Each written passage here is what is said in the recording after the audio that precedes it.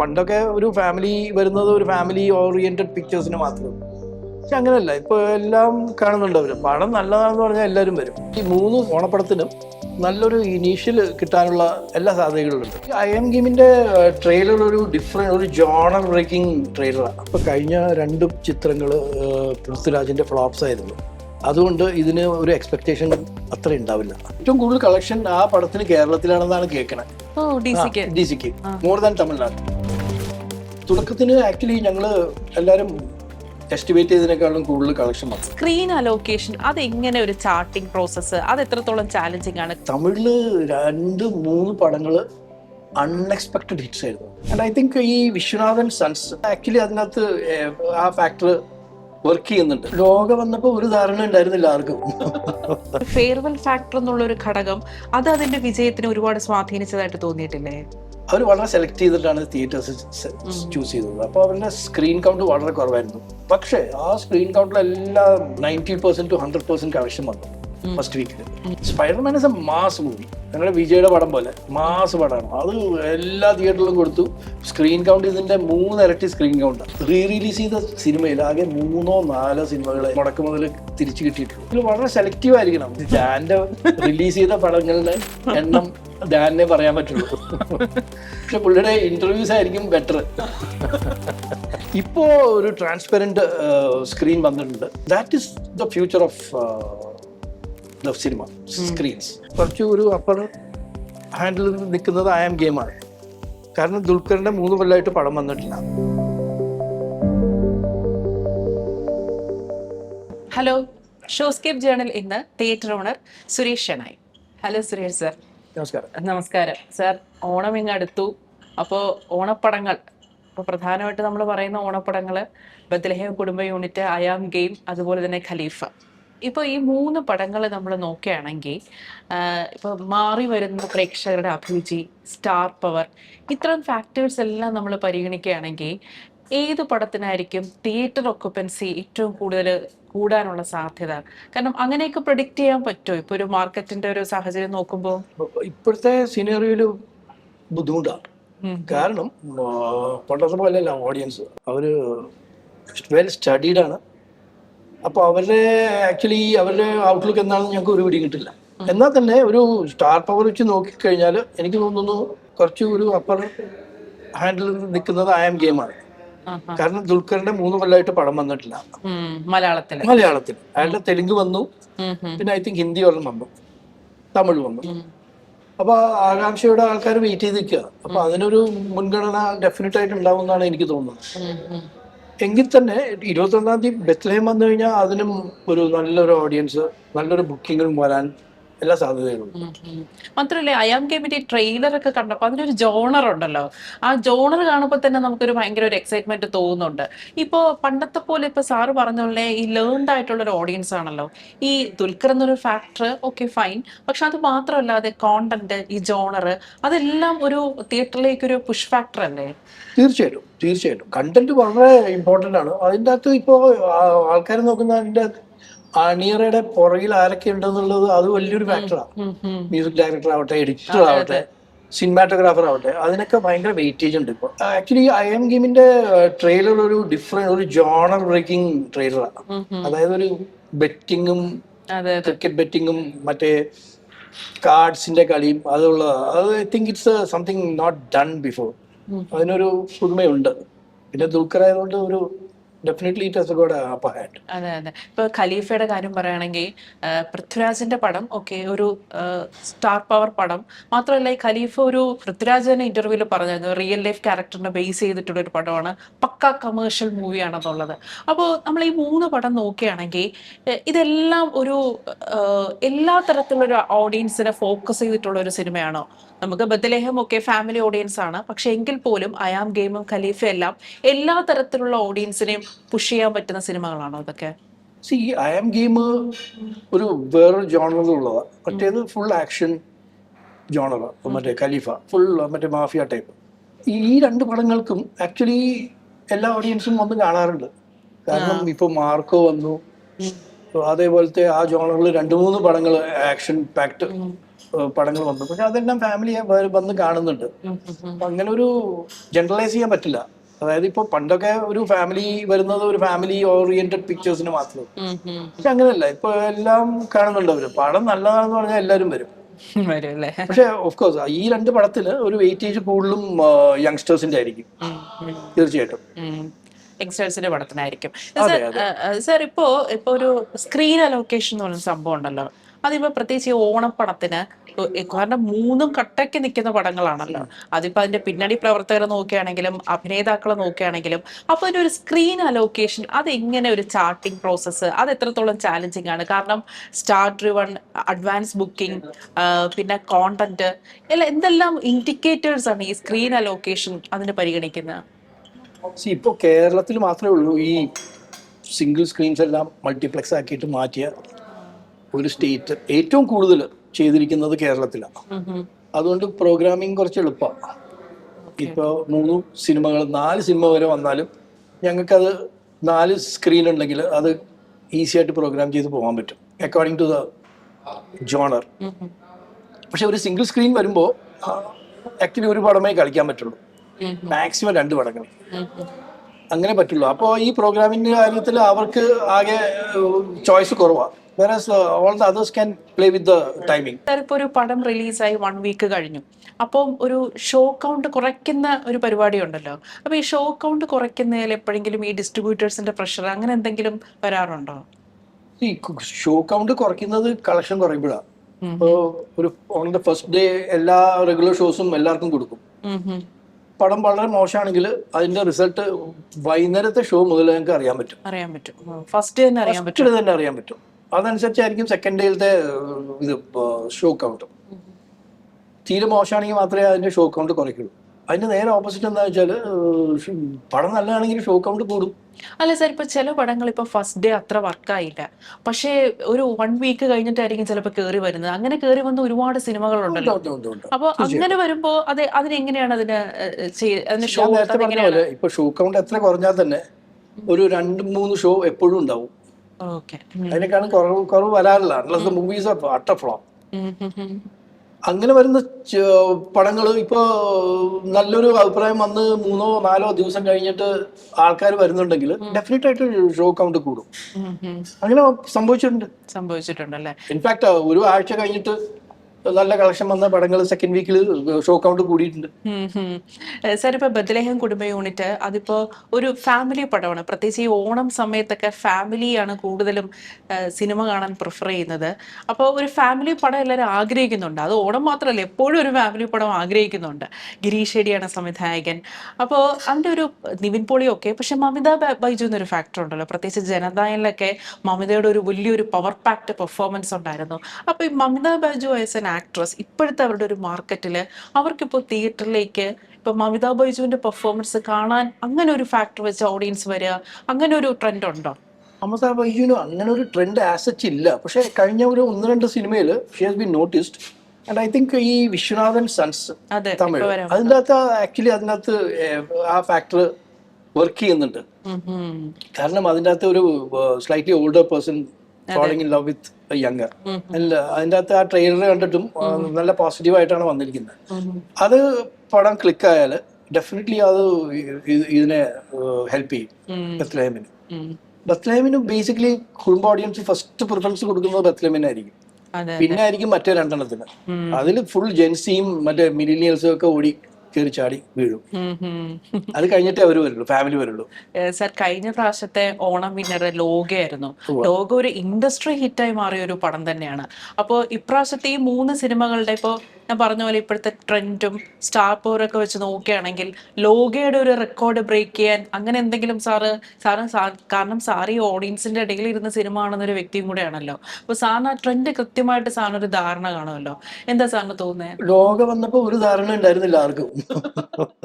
ഇത്രയും ക്ലിക്കാവുന്ന ഹൃദയപൂർവ്വം ലാലേട്ടന്റെ പടം. അപ്പൊ നല്ലൊരു കോമ്പറ്റീഷനിലാണ് ലോക വന്നത്. ഒരു എക്സ്പെക്ടേഷൻ ഉണ്ടായിരുന്നില്ല. പക്ഷെ അത് it became a record breaking. That is ആൾക്കാർ കണ്ട് ആസ്വദിച്ച് വേർഡ് ഓഫ് മൗത്തിൽ കയറിപ്പോയ പടമാണ്.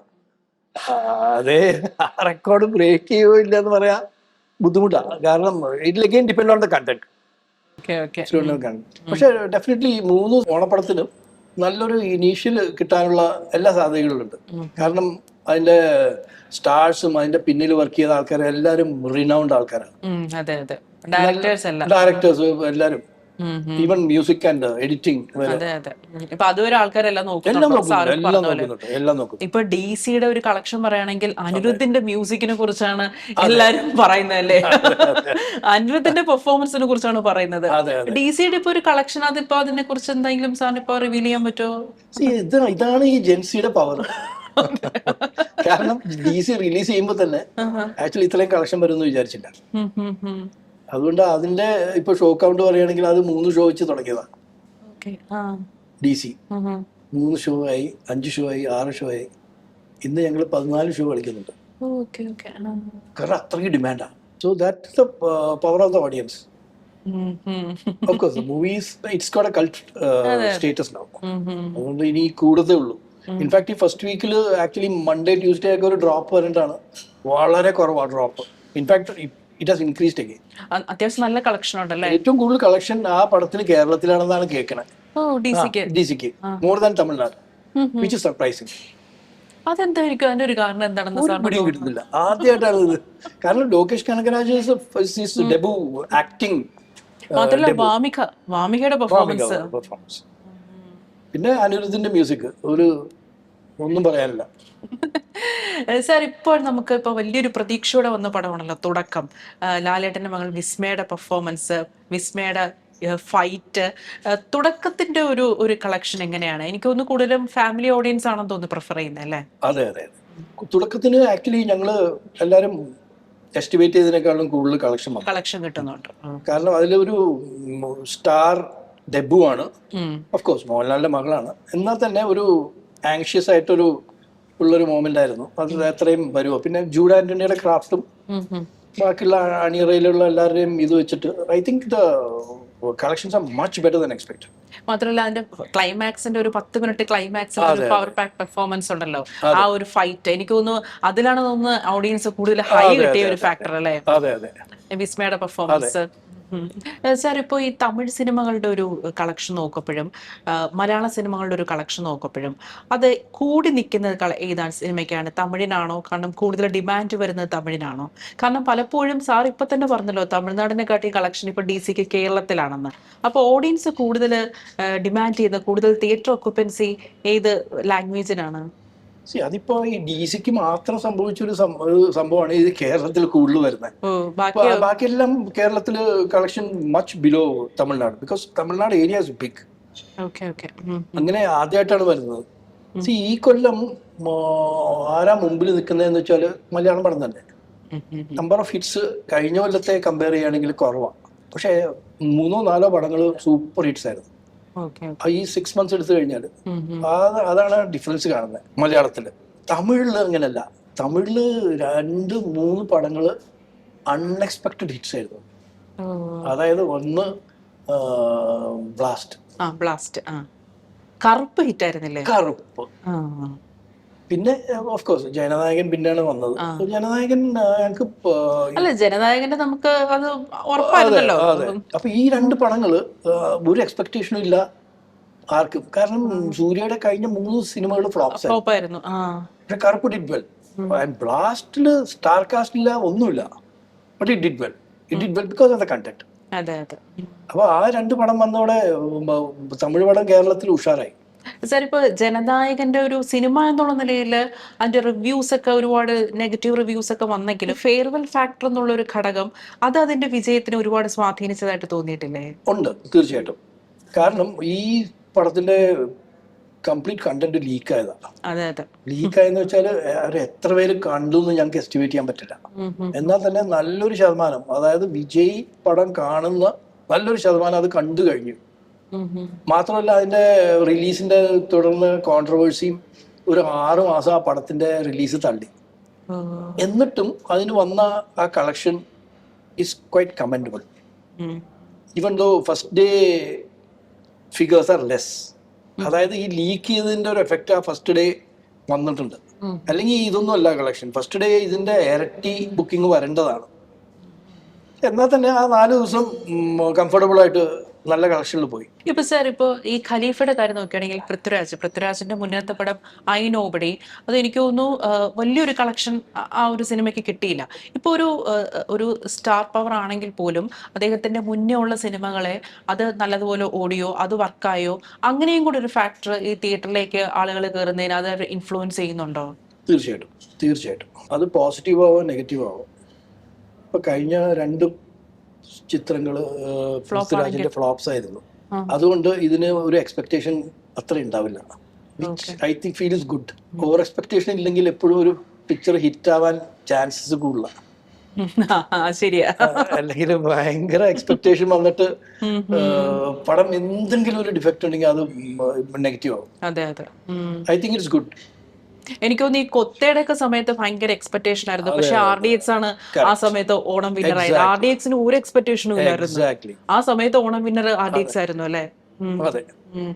സാർ ഇപ്പൊ ഹോളിവുഡ് സിനിമകള് ഇപ്പോ ഒഡീസിയും അതുപോലെ തന്നെ സ്പൈഡർമാനും, ശരിയാണ് ഒഡീസിക്ക് ശേഷമാണ് സ്പൈഡർമാൻ വന്നത്, എന്നാലും ആ കളക്ഷൻ റേറ്റ് നോക്കുകയാണെങ്കിൽ, കളക്ഷൻ റേഷ്യോ നോക്കുകയാണെങ്കിൽ ഏതാണ് മുന്നിൽ നിൽക്കുന്നത്? തീർച്ചയായിട്ടും Spiderman. I'll tell you why. See, Odyssey was released in limited screens. അതായത് അവർ ഫസ്റ്റ് പ്രിഫറൻസ് കൊടുത്തത് IMAX-ന്, പിന്നെ ലാർജ് ഫോർമാറ്റ്, പിന്നെയാണ് അവർ മറ്റേ നോർമൽ ഫോർമാറ്റിലേക്ക് വന്നത്. അവർ വളരെ സെലക്ട് ചെയ്തിട്ടാണ് തിയേറ്റേഴ്സ് ചൂസ് ചെയ്തത്. അപ്പോൾ അവരുടെ സ്ക്രീൻ കൗണ്ട് വളരെ കുറവായിരുന്നു. പക്ഷേ ആ സ്ക്രീൻ കൗണ്ടിലെല്ലാം 100% to 90% to 100% കളക്ഷൻ വന്നു ഫസ്റ്റ് വീക്കിൽ. കാരണം അത്രയ്ക്ക് ഫാൻസ് ഉണ്ട് ഇഷ്ടപ്പെടുന്ന ആളാണ്. പടം ഗംഭീര പടമായിരുന്നു. അത് കഴിഞ്ഞിട്ടാണ് അതിന്റെ ഐ തിങ്ക് പ്രോബ്ലി 2 വീക്സ് കഴിഞ്ഞിട്ടാണ് സ്പൈഡർമാൻ വരുന്നത്. Spiderman is A mass movie. ഞങ്ങളുടെ വിജയുടെ പടം പോലെ മാസ് പടമാണ്. അത് എല്ലാ തിയേറ്ററിലും കൊടുത്തു. സ്ക്രീൻ കൗണ്ട് ഇതിന്റെ 3 ഇരട്ടി സ്ക്രീൻ കൗണ്ടാണ്. അപ്പൊ അതും 100%ലേക്ക് പോയി. അതിന് ഞങ്ങള് 6 മണിക്ക് ഷോ വെച്ചതാണ് രാവിലെ. ഇംഗ്ലീഷ് പടത്തിന് ഇങ്ങനെ ശരിയാണ്. തമിഴ് പടത്തിനും മലയാള പടത്തിനൊക്കെ വിജയ് പടത്തിലാണ് അല്ലെങ്കിൽ രജനീകാന്തിന്റെ പടത്തിലാണ് സാധാരണ ഈ 4 മണിക്കും 6 മണിക്കും ഒക്കെ സിനിമ വെക്കുന്നത്. പക്ഷെ ഇതിന് അവര് തന്നെ പറഞ്ഞു, sir you screen what ever time you want. Sir ഇപ്പൊ ഈ പ്രത്യേകിച്ച് ഈ ഒഡീസി ഒക്കെ റിലീസായ സമയത്താണ് സോഷ്യൽ മീഡിയയിൽ വലിയൊരു ചർച്ച തന്നെ നടന്നത്. അതായത് കേരളത്തിലെ സ്ക്രീനുകൾ കുറച്ചുകൂടെ അപ്ഡേറ്റഡ് ആവണം എന്നുള്ള ഒരു കാര്യം പറഞ്ഞുകൊണ്ടേ തിയേറ്റർ ഓണേഴ്സും ലെയ്മാനും തമ്മിൽ ചില ഡിബേറ്റ് ഒക്കെ നടന്നായിരുന്നു സോഷ്യൽ മീഡിയയിൽ. കുറച്ചുകൂടെ അപ്ഡേറ്റഡ് ആയിട്ടുള്ള സ്ക്രീൻ വേണം എന്നുള്ളത്. സാറിന് അതിനെ കുറിച്ചുള്ള ഒരു കമന്റ് എന്താണ്? എല്ലാരും ലാർജ് ഫോർമാറ്റിലേക്ക് പോവുകയാണെങ്കിൽ അത് അത്രയ്ക്കും നല്ലൊരു പ്രവണതയാണെന്ന് എനിക്ക് തോന്നുന്നില്ല. കാരണം സിനിമകളൊക്കെ വരുന്നത് സ്കോപ്പ് ഫോർമാറ്റിലാണ്. 90% സിനിമകളും വരുന്നത് സ്കോപ്പ് ഫോർമാറ്റിൽ. ഒരു 10% ഫ്ലാറ്റ് ഫോർമാറ്റിൽ വരുന്നുള്ളൂ. അതെനിക്ക് തോന്നുന്നു OTTക്ക് വേണ്ടിയുള്ള ഒരു ചുവടുവയ്പ്പാണ്. കാരണം എനിക്ക് തോന്നുന്നു OTTയുടെ കണ്ടന്റ് കൊടുക്കേണ്ടത് ഫ്ലാറ്റ് ഫോർമാറ്റിലാണ്. അവർ ഫ്ലാറ്റ് ഫോർമാറ്റിൽ എടുക്കുള്ളൂ. ഈ ഫ്ലാറ്റ് ഫോർമാറ്റ് മാത്രമേ നിങ്ങൾക്ക് ലാർജ് സ്ക്രീൻ ആക്കി മാറ്റാൻ പറ്റൂ, ലാർജ് ഫോർമാറ്റിലേക്ക്. അപ്പൊ എന്ത് പറ്റുന്ന വെച്ചാൽ ഈ സ്കോപ്പിൽ വരുന്ന സാധനം ഈ ലാർജ് ഫോർമാറ്റിൽ ഇടുമ്പോൾ ആ ഗ്യാപ്പ് സ്ക്രീനിൽ ആ ഗ്യാപ്പ് വരും. എനിക്ക് തോന്നുന്നു ബോത്ത് ക്യാൻ കോ എക്സിസ്റ്റ്. പക്ഷെ എല്ലാവരും ലാർജ് ഫോർമാറ്റിലേക്ക് പോകണമെന്ന് പറയുന്നത് മണ്ടത്തരാണ്. ഒരിക്കലും അത് സംഭവിക്കാൻ പോകാത്ത കാര്യം അല്ല. കാരണം നമ്മുടെ സിനിമകളുടെ ഒരു ടെക്നോളജി തന്നെ മാറിക്കൊണ്ടിരിക്കുകയാണല്ലോ. കൂടുതൽ വലിയ സിനിമകൾ വന്നുകൊണ്ടിരിക്കുന്നു. ടെക്നിക്കലി വളരെയധികം പെർഫെക്റ്റ് ആയിട്ടുള്ള സിനിമകൾ വന്നുകൊണ്ടിരിക്കുന്നു. ഓക്കെ, ഇപ്പം നോളന്റെ ഒഡിസി വന്നു. പക്ഷെ നമുക്ക് ഇനി ഭാവിയിൽ ഒരു ഇന്ത്യൻ സിനിമ തന്നെ അങ്ങനെയൊക്കെ ഒരു വലിയൊരു രീതിയിൽ ഇറക്കിയെന്ന് വരാം. അപ്പൊ നമ്മുടെ സ്ക്രീനുകളും അത്രത്തോളം അഡാപ്റ്റ് ആയിരിക്കണ്ടേ? അല്ല, അതിപ്പോ സ്കോപ്പിൽ കളിച്ചാലും നിങ്ങൾക്ക് കാണാൻ പോകുന്ന സെയിം പിക്ചറാണ്. അതിന്റെ ഒരു ഇത് മാറുന്നു മാത്രം, ആസ്പെക്ട് റേഷ്യോ. അതായത് ഞാൻ എൻ്റെ ഒരു എക്സാമ്പിൾ പറയാം. സ്പൈഡർമാൻ ചെയ്തപ്പോൾ അവരെല്ലാ ഫോർമാറ്റിലും പ്രിന്റ് ഇറക്കി. സ്കോപ്പ്, ഫ്ലാറ്റ്, പിന്നെ IMAX-ലും ചെയ്തവര്. അപ്പൊ എന്ത് പറ്റുന്ന വെച്ചാല് എല്ലാവർക്കും കളിക്കാം. സ്കോപ്പിൽ ഉള്ളവർക്ക് സ്കോപ്പ് കളിക്കാം. അങ്ങനെ ആയിരിക്കണം അത് എപ്പോഴും ചെയ്യുന്നത്. അല്ലാണ്ട് എല്ലാവരും ലാർജ് ഫോർമാറ്റിലേക്ക് പോയാൽ അത് ഫീസിബിൾ അല്ല. നമ്പർ 1, തിയേറ്റേഴ്സ് ഒക്കെ ചെറുതായി വരികയാണ്. നമ്പർ ഓഫ് സ്ക്രീൻസ് കൂടുന്നുണ്ട്. കൂടണം. ആക്ച്വലി ഈ ഇന്ത്യയിൽ സ്ക്രീൻ കൗണ്ട് വളരെ കുറവാണ് compared to China or US. ഞങ്ങളുടെ പോപ്പുലേഷൻ വെച്ചിട്ടേ. അപ്പൊ ഈ എല്ലാവരും ലാർജ് ഫോർമാറ്റിലേക്ക് പോയാൽ അത് അത്രയ്ക്ക് ഫീസിബിൾ ആവില്ല, especially in Tier 2, Tier 3 cities. അതുകൊണ്ട് എല്ലാം കോ എക്സിസ്റ്റ് ചെയ്യണം. എന്നാലേ അത് അതിൻ്റെ ഒരു ഇതുള്ളൂ. സാർ ഇപ്പോൾ പലപ്പോഴും ഈ പല തിയേറ്റേഴ്സ് ഇപ്പോൾ റീസെൻ്റ് ആയിട്ട് ഓപ്പൺ ചെയ്യാൻ പോണ പല തിയേറ്റേഴ്സും LED പ്രൊജക്ഷൻസ് വരെ ഉണ്ട്. അപ്പോൾ ആ രീതിയിലേക്ക് എങ്ങനെയാണ് ചിന്തിക്കുന്നുണ്ടോ? കൂടുതൽ അത്തരം രീതിയിലുള്ള പ്രൊജക്ഷൻസ് ഉള്ള തിയേറ്റേഴ്സ് ഇനിയുള്ള സമയത്ത് അത്തരം അപ്ഡേറ്റഡ് ആയിട്ടുള്ള ടെക്നോളജി തിയേറ്റേഴ്സിൽ വരണം, അങ്ങനെയുള്ള ചിന്തകളുണ്ട്? തീർച്ചയായിട്ടും അതൊരു ഫ്യൂച്ചർ ടെക്നോളജിയാണ്. ഇൻഫാക്ട് LED അവർ കമേഴ്ഷ്യലി ഡെവലപ്പ് ചെയ്തിട്ട് ഓൾമോസ്റ്റ് ഒരു 2.5 years ആയി. ദാറ്റ് LED വാസ് ട്രാൻസ്പെറന്റ് അല്ല, സ്പീക്കേഴ്സ് എല്ലാം പുറത്താ ഹാങ് ചെയ്തോണ്ടിരുന്നത്, സബ് വൂഫറൊക്കെ താഴെ, അങ്ങനെ ഒരു ഫോർമാറ്റ് ആയിരുന്നു. അതായത് ഞങ്ങളുടെ TV സ്ക്രീനൊക്കെ ഇല്ലേ അതേപോലെ സോളിഡ്. ഇപ്പോ ഒരു ട്രാൻസ്പെറന്റ് സ്ക്രീൻ വന്നിട്ടുണ്ട്, which I think first one is coming in Kakkanad. That is the future of the cinema screens. കാരണം അതിൽ നിങ്ങൾക്ക് ഇപ്പോ കൺവെൻഷണൽ സ്ക്രീൻ ഉള്ള പോലെ സ്പീക്കേഴ്സ് എല്ലാം പുറകിൽ പ്ലേസ് ചെയ്യാം, സൗണ്ട് അതിൽ കൂടി പെർക്കുലേറ്റ് ചെയ്യും.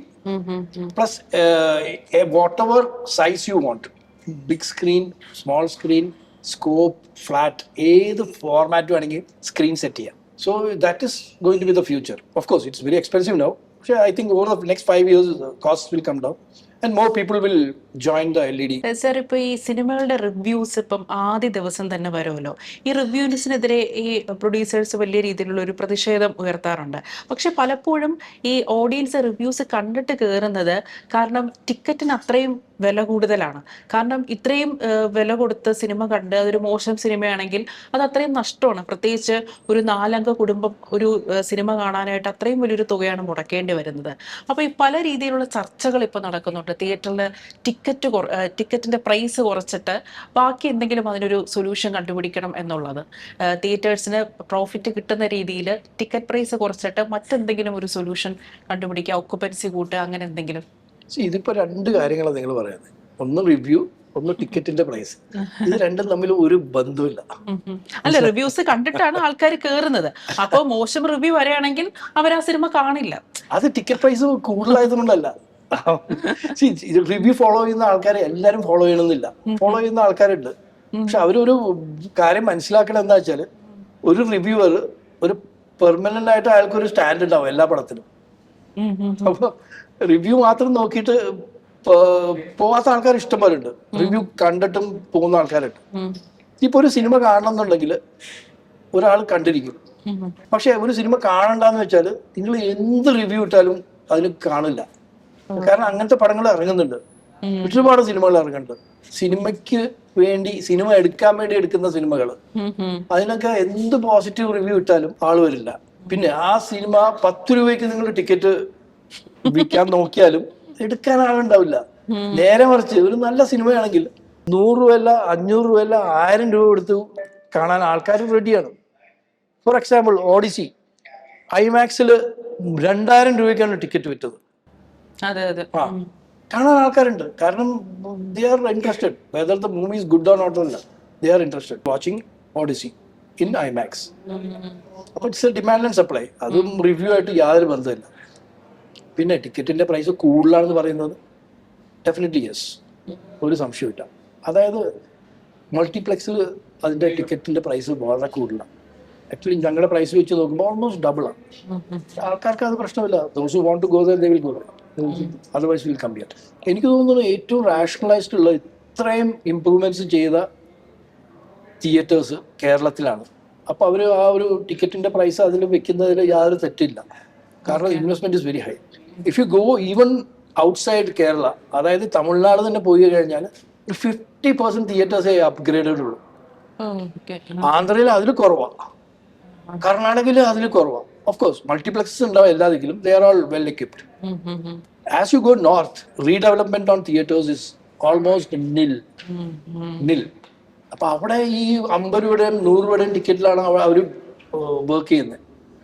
അതിവിടെ വർക്ക് ഔട്ട് ആവില്ല, because they have not done anything. But ticket pricing is basically based on the, എന്താ പറയുക, on the economics, not on the. ഇപ്പൊ ഞങ്ങൾ ഒരു നല്ല ഫിലിം വന്നാൽ തന്നെ ഞങ്ങൾ we don't increase the price. Because multiplexes do that, they have that liberty. ഞങ്ങൾക്കുണ്ട്, but we don't do it. ഇപ്പൊ ഒരു സൂപ്പർ ഹിറ്റ് പടം വന്നാൽ തന്നെ we don't increase the rate, it will be at the same rate. അതേപോലെ ഒരു മോശം പടമാണെങ്കിൽ rate കുറയ്ക്കൂല, കാരണം വരില്ല ആള്. ആൾക്കാർക്ക് ഇപ്പോൾ ഒരുപാട് അവന്യൂസ് ഉണ്ട്. എനിക്കൊന്ന് മലയാള സിനിമയിൽ ഏറ്റവും കൂടുതൽ എണ്ണത്തിൽ ഏറ്റവും കൂടുതൽ സിനിമകൾ ചെയ്യുന്നത് ധ്യാനാണെന്നാണ് നമുക്ക് തോന്നിയിട്ടുള്ളത്. കാരണം എല്ലാ മാസവും ധ്യാന്റെ പടങ്ങൾ കാണാറുണ്ട്. അപ്പം ഈ ധ്യാന്റെ പടങ്ങൾ കൊണ്ട് എന്താണ് തിയേറ്റേഴ്സിൽ എന്തെങ്കിലും പ്രോഫിറ്റ് അതിൽ നിന്ന് കിട്ടുന്നുണ്ടോ എന്തെങ്കിലും? ധ്യാന്റെ റിലീസ് ചെയ്ത പടങ്ങളുടെ എണ്ണം ധ്യാനെ പറയാൻ പറ്റുള്ളൂ. പക്ഷെ പുള്ളിയുടെ ഇന്റർവ്യൂസ് ആയിരിക്കും ബെറ്റർ. സർ, ഇപ്പോ ഈ റിലീസ് എന്ന് പറഞ്ഞൊരു സംഭവം ഇപ്പൊ ഉണ്ടല്ലോ. ഇപ്പൊ ചോട്ടാ മുംബൈ ഒക്കെ റിലീസ് ചെയ്തപ്പോൾ തിയേറ്ററിൽ വലിയൊരു ആഘോഷമായിരുന്നു.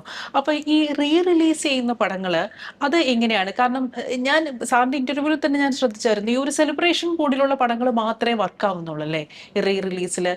പക്ഷെ അത് ഈ പ്രൊഡ്യൂസേഴ്സ് മനസ്സിലാക്കുന്നുണ്ടോ? ആ രീതിയിലുള്ള ഇപ്പൊ കിരീടം ഒന്നും അത്ര അങ്ങോട്ട് കളക്ഷൻ കിട്ടിയില്ലല്ലോ.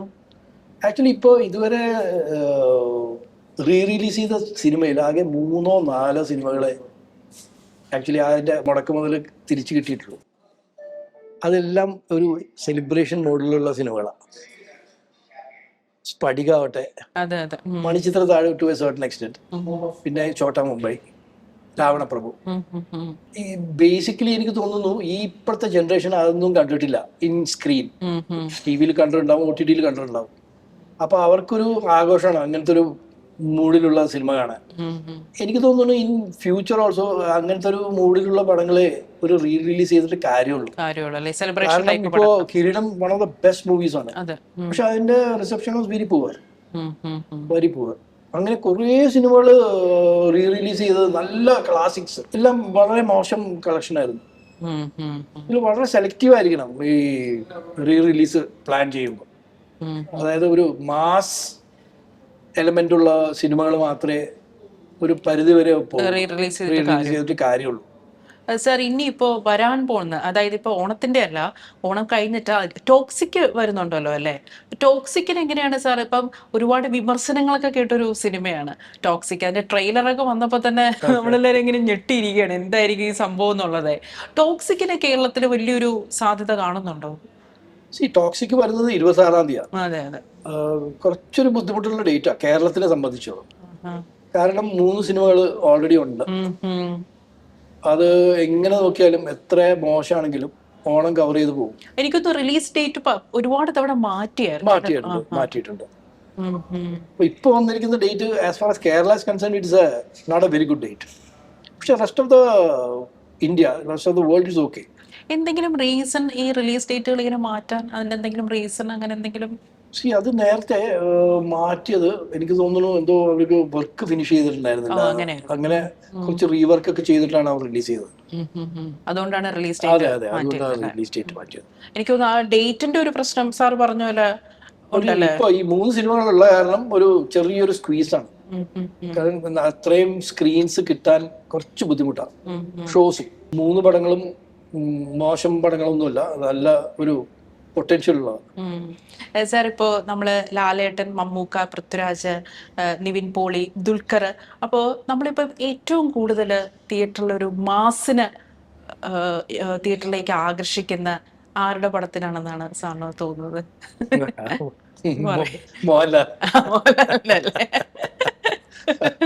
ലാലേട്ടൻ. ഞാനൊരു കുറച്ച് ബയസ്ഡാണ്.